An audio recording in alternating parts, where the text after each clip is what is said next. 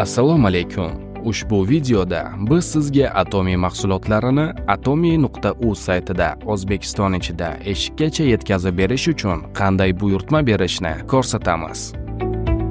Avvalo, har safar yangi buyurtma berganingizda manzilni qayta kiritmaslik uchun shaxsiy ma'lumotlaringizda mavjud manzilingizni yangilash kerak. Buning uchun ma'lumotlarni o'zgartirish tugmasini bosing. So'ngra manzil bo'limida manzilni qidirish tugmasini bosing. Ochiladigan ro'yxatdan viloyat, tuman, shaharni tanlang. Shahar bo'limida shahar va shaharchalar ko'rsatiladi.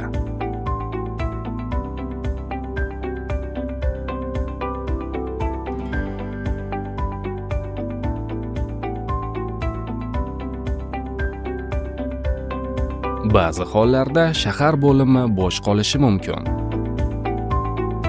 Shuningdek, mamlakatning ayrim hududlarida aholi punktlari mavjud. Masalan, Toshkent viloyatining Ohangaron tumani Nurobod qishlog'i. Bunday holatda avtomatik ravishda paydo bo'ladigan ro'yxatdan kerakli aholi punktini tanlang. Keyin ko'chani, uy raqamini va xonadonni qo'lda kiritib, batafsil manzilni to'ldiring.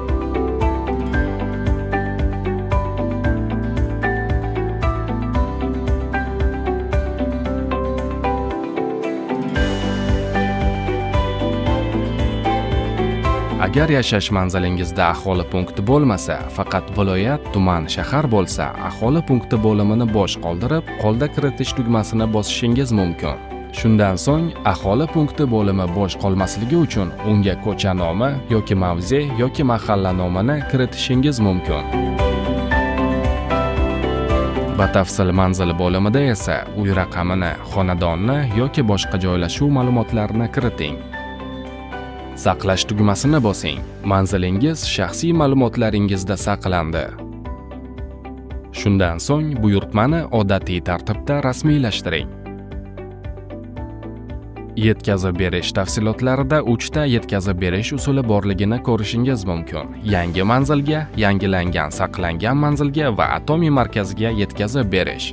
Har bir usulning yetkazib berish haqida ma'lumoti bilan diqqat bilan tanishing. Shunday qilib, shaxsiy ma'lumotlaringizda saqlangan manzilga yetkazib berishni rasmiylashtirish uchun saqlangan manzilni tanlang. Agar yangi manzilga yetkazib berishni xohlasangiz, har qanday boshqa manzilni qayta kiritishingiz kerak.